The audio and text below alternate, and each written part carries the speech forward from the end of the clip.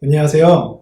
WMS 마가복음 강의를 맡은 이주일 목사입니다. 저와 함께 앞으로 6주 동안 마가복음에 대해서 살펴보려고 합니다. WMS란 우리 미니스트리 스쿨의 약자입니다. WMS를 통해서 크게 두 가지 목적을 이루고자 합니다. 하나는 하나님의 사람으로 온전히 세워져 가는 것입니다. 디모데후서 3장 16절에서 17절 말씀에 보면 모든 성경은 하나님의 감동으로 된 것으로서 교훈과 책망과 바르게 함과 의로 교육하기에 유익하니 이는 하나님의 사람으로 온전하게 서며라고 말씀합니다. 하나님의 말씀을 우리가 알아가고 배워갈 때 우리는 하나님의 사람으로 온전하게 세워질 수 있습니다. 두 번째는 하나님의 나라를 경험하는 것입니다. 베드로후서 1장 2절 말씀을 보면 하나님과 우리 주 예수 그리스도를 알므로 은혜와 평강이 너에게 많을지어다 라고 말씀합니다. 은혜와 평강이 무엇일까요? 은혜와 평강은 바로 천국의 맛, 하나님 나라를 경험하는 것입니다. 그럼 은혜와 평강은 어디서 오느냐? 말씀해 보니까 하나님과 예수 그리스도를 알므로 온다라고 말씀합니다.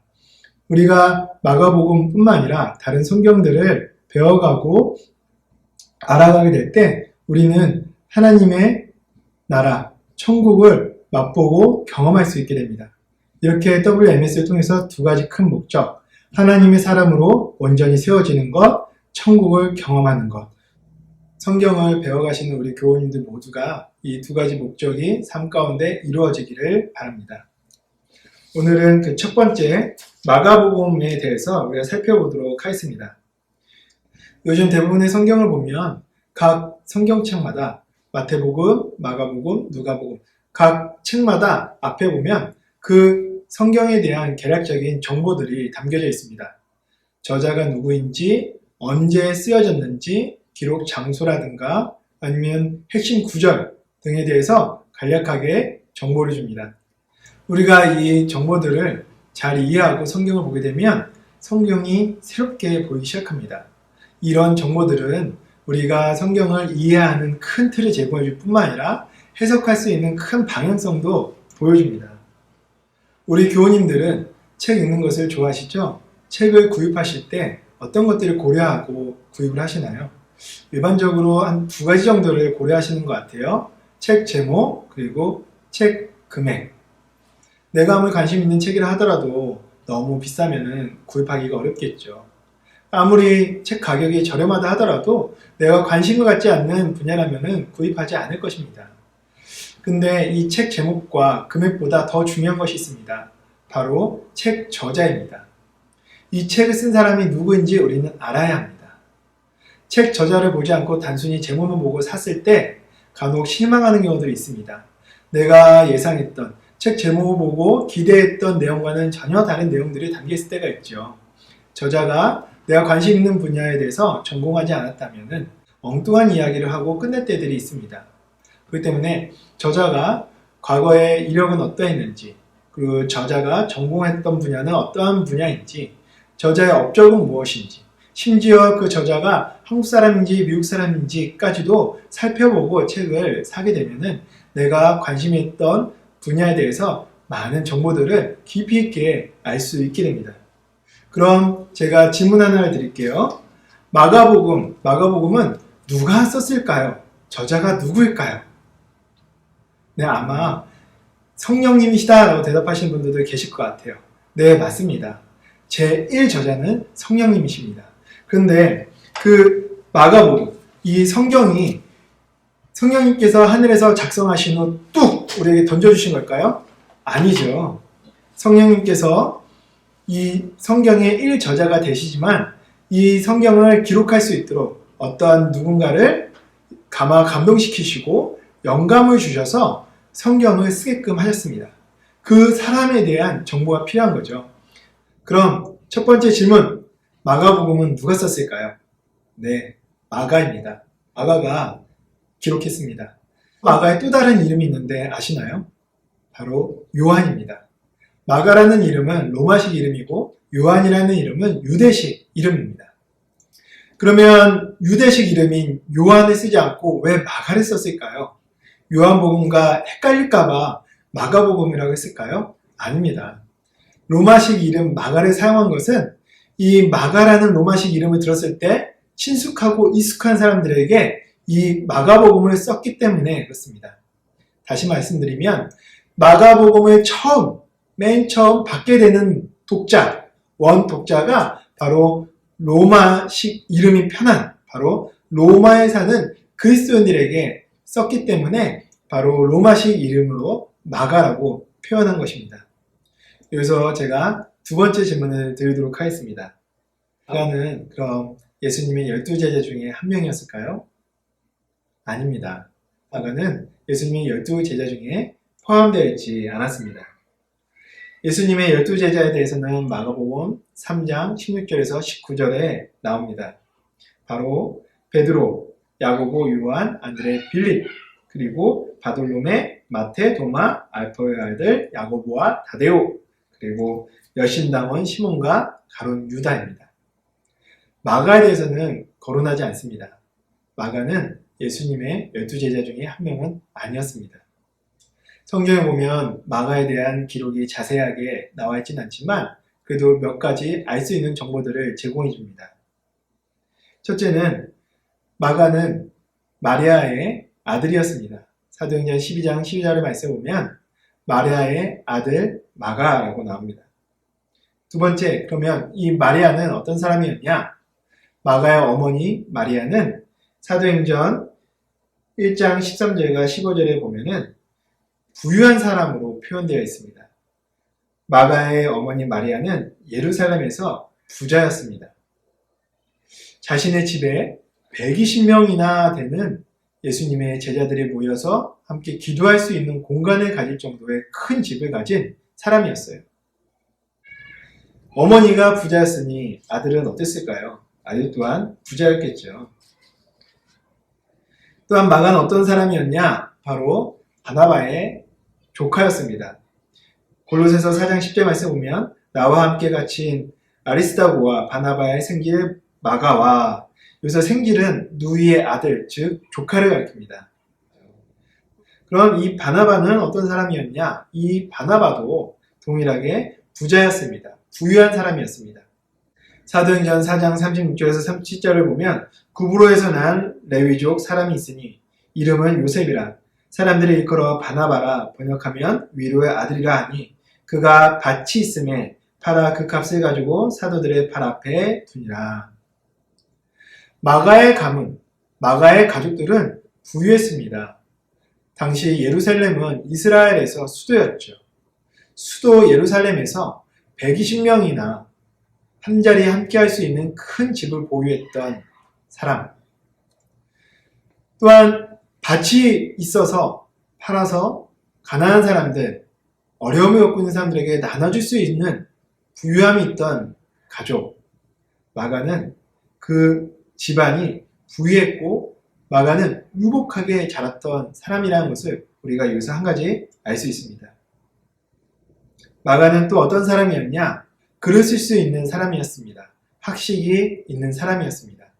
교육을 쉽게 받을 수 있는 오늘날에도 각 나라마다 문맹률을 조사해보면 2020년 조사 결과 노르웨이는 29.4%, 덴마크는 24.5%, 캐나다는 25.1%, 미국은 19%, 4명 중 한 사람, 5명 중 한 사람은 글을 쓰지 못하고 읽지 못한다는 것입니다. 그렇다면 교육받기가 어려웠던, 열악했던 초대교회 당시에 글을 쓴다, 글을 읽는다는 것은 굉장한 학식을 갖고 있는 사람이었습니다. 엘리트였죠. 많은 사람들의 지도자격에 속하였습니다. 더군다나 마가는 또 어떤 사람이었냐? 최소 4개 국어를 할 수 있는 사람이었습니다. 유대인이었기 때문에 히브리어를 했고요. 헬라의 지배에 있었기 때문에 헬라어를 했습니다.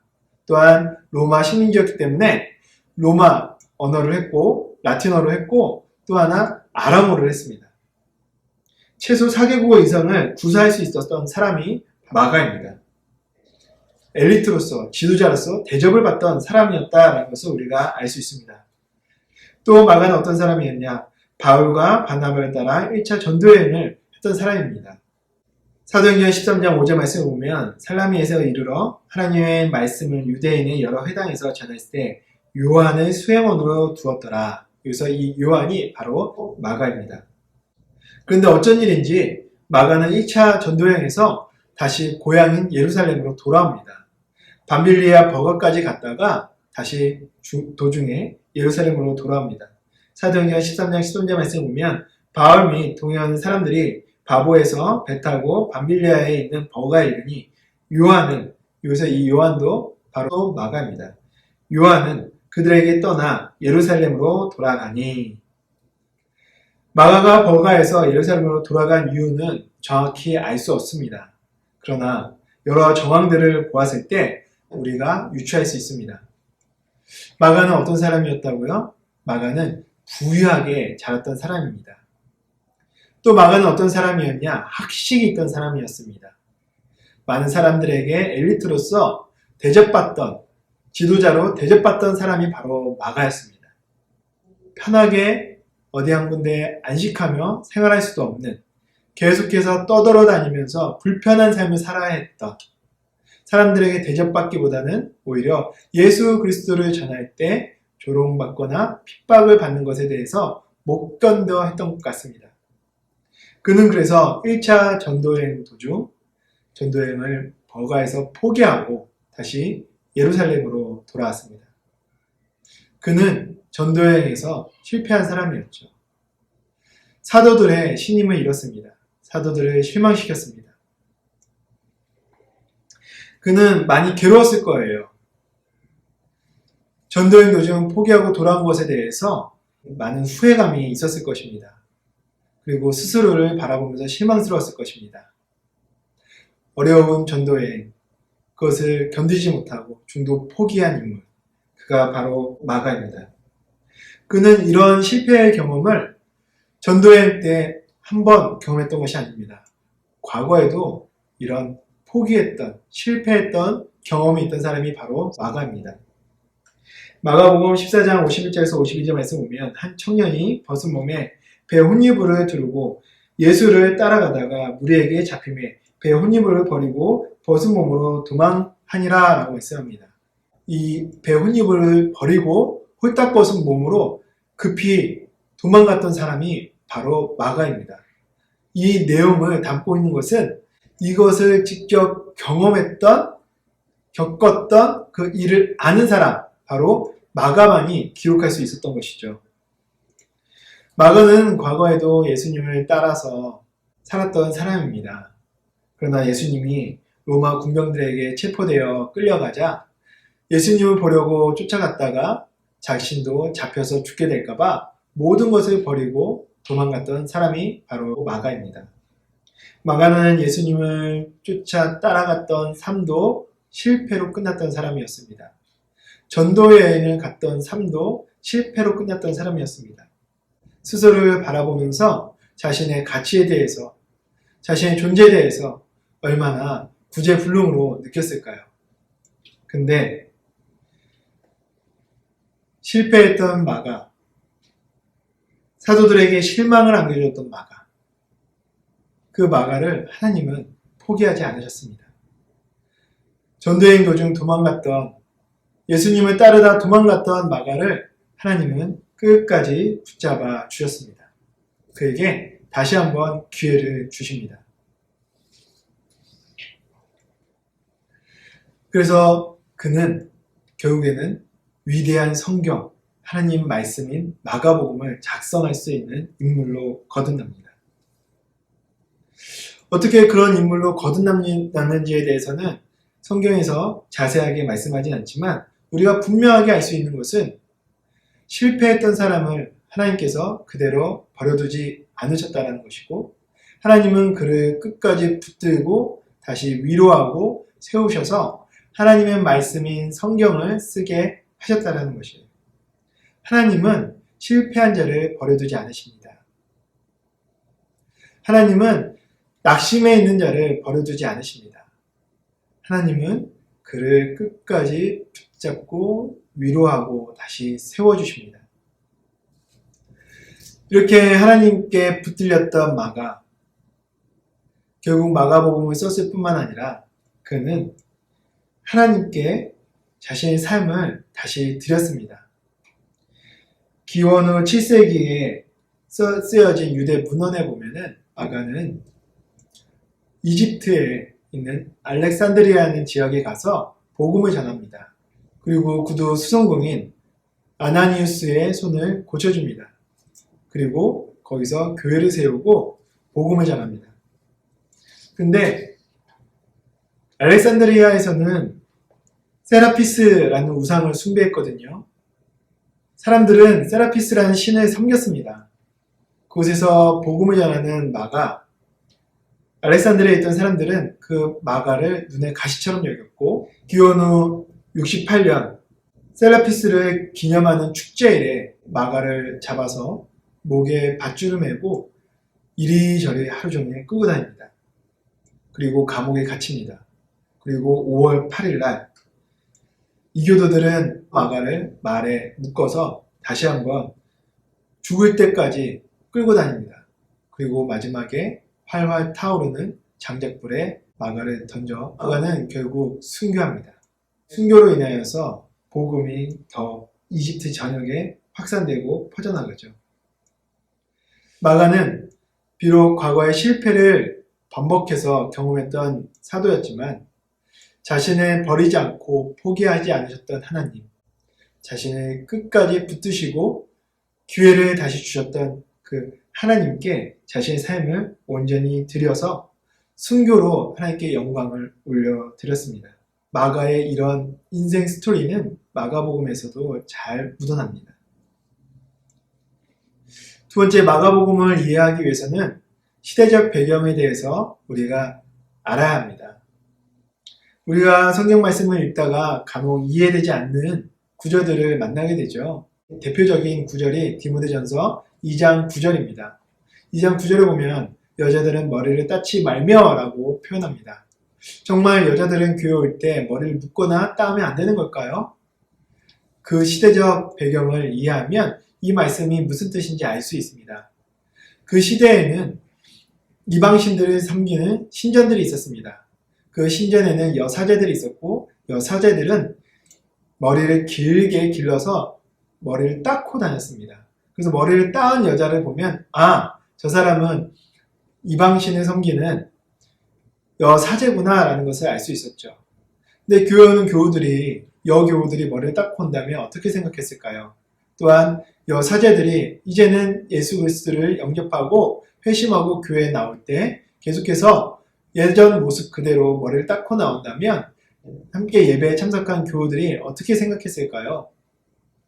서로 비난하지 않도록 교회가 온전히 하나 될 수 있도록 사도 바울은 머리를 닦지 말라고 말한 것입니다.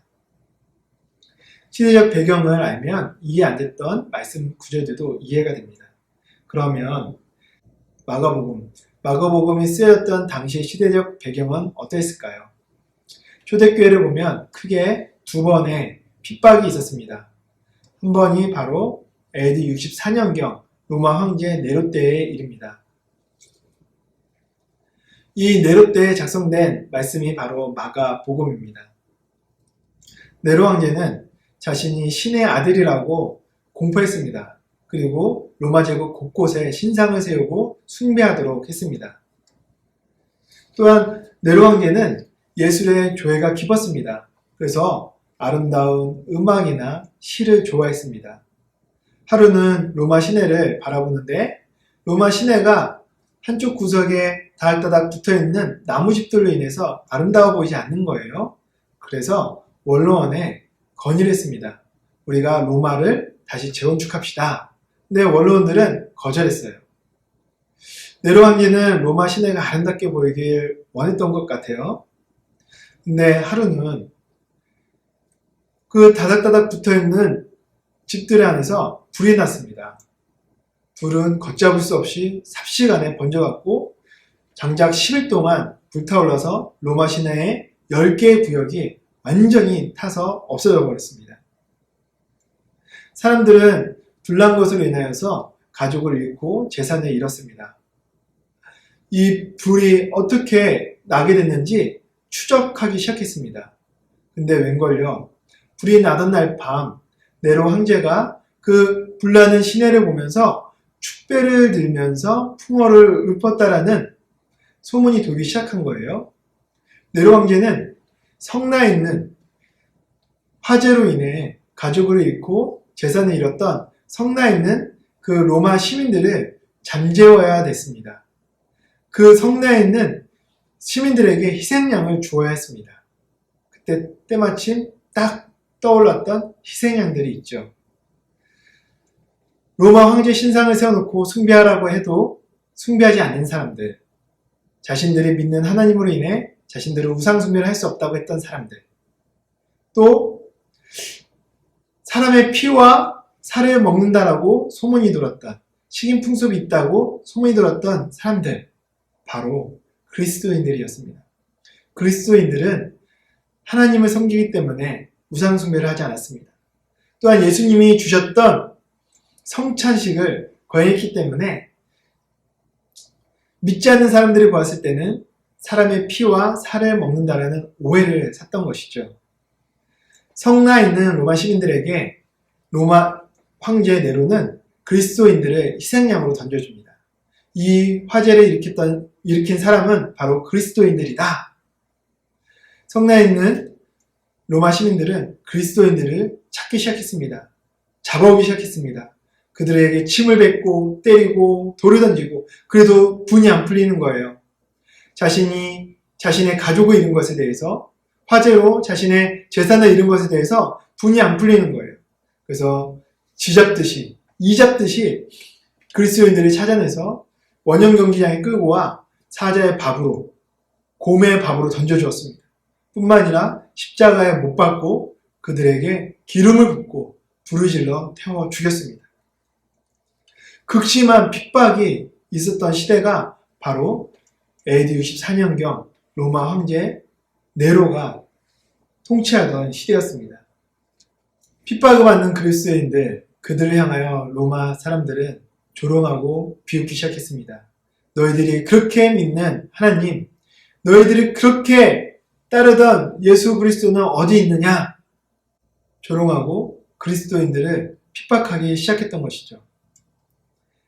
그로 인해서 예수 그리스도를 믿었던 로마에 있는 그리스도인들은 자신들의 신앙이 흔들리기 시작했습니다. 로마 사람들이 그들을 핍박할 때에 다니엘에게 나타났던 하나님처럼 사자굴에 던졌을 때 사자의 입을 막아주었듯이 원형 경기장에 굶주려 있는 사자와 곰에게 던졌을 때 그들의 입을 막아주신다는 거다. 아니면 십자가에 못 박혀 몸에 기름을 붓고 불에 화형을 당하려고 할 때에 하나님께서 그 불을 막아주셨다면, 능력이 하나님, 기적이 하나님, 권능이 하나님을 핍박받던 시대에 보여줬다면 얼마나 좋았을까요? 그런데 그러지 않으셨습니다.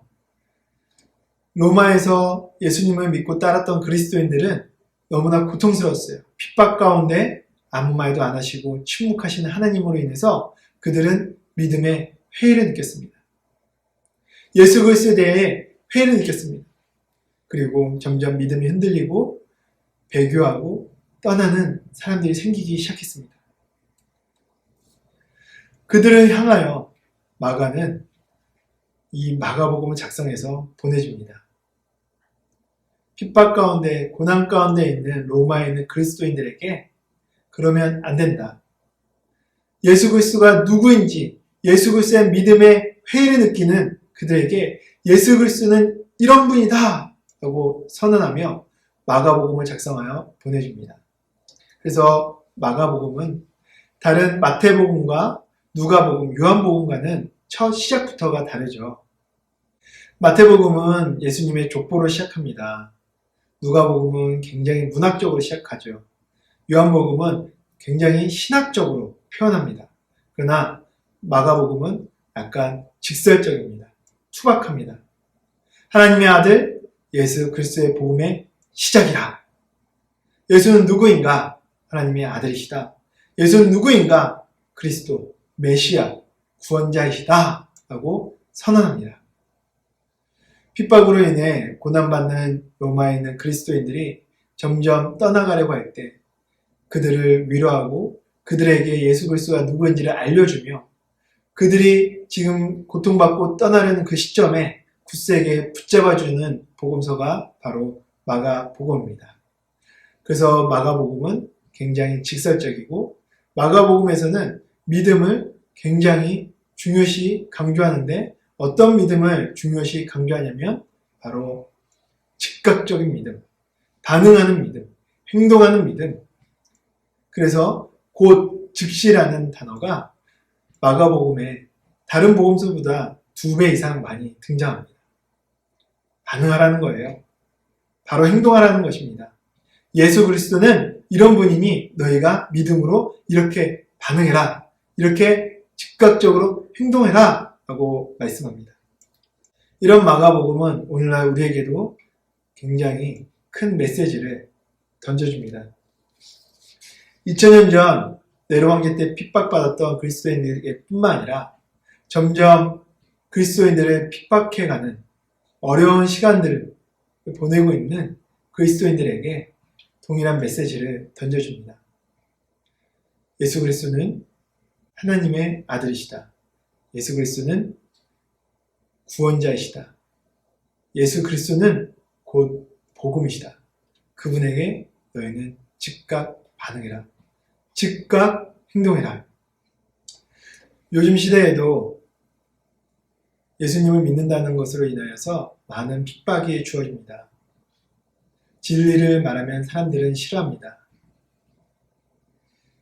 예수님을 믿으면 손해보는 세상이 요즘 세상입니다.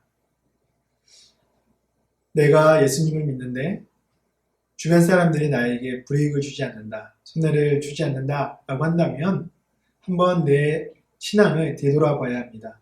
정말 내가 예수님을 참되게 믿고 있는지 뒤돌아봐야 합니다. 핍박이 있는, 고난이 있는 이 시대에 마가복음은 우리에게 예수님은 어떠한 분이신지 다시 한번 소개합니다. 우리에게 꼭 필요한 믿음이 무엇인지 우리에게 전해줍니다. 그 믿음에 대해서 우리가 배워야 할 것입니다. 우리도 즉각적인 행동하는 믿음을 가져야 할 것입니다. 예수 그리스도가 어떠한 분이신지 우리는 더 깊이 깨닫고 묵상해야 할 것입니다. 마가복음을 쓴 목적에는 크게 5가지가 있습니다. 첫째는 우리가 믿는 예수 그리스도는 로마 황제보다 더 권세 있는 하나님의 아들이시다라는 것입니다. 두 번째는 폭군인 로마 황제와는 달리 예수님은 하나님의 나라의 참된 왕으로서 모든 사람을 섬기기 위해 대속물로 오신 메시아시다라는 거예요. 셋째는 로마에서 고난받고 있는 그리스도인과 동일하게 예수님도 가족을 잃고 배척당하고 제자들에게 배신을 당하고 심지어 죽기까지 하셨다라는 것을 보여주며 고난받고 있는 로마에 있는 그리스도인들을 위로합니다. 그리고 흔들리는 믿음의 결단을 요구합니다. 넷째는 예수님을 따르는 제자들에게는 대가 지불이 필요하다는 것을 보여줍니다. 다섯째는 예수 그리스도는 십자가에서 죽으시고 부활하여 영원한 승리를 가져오신 분이라는 것을 증언하기 위한 목적을 갖고 있습니다. 이 5가지의 목적을 머릿속에 기억해 두시고 앞으로 계속해서 마가복음에 대해서 살펴보도록 하겠습니다. 오늘 마가복음 1강 마치도록 하겠습니다. 수고 많으셨습니다.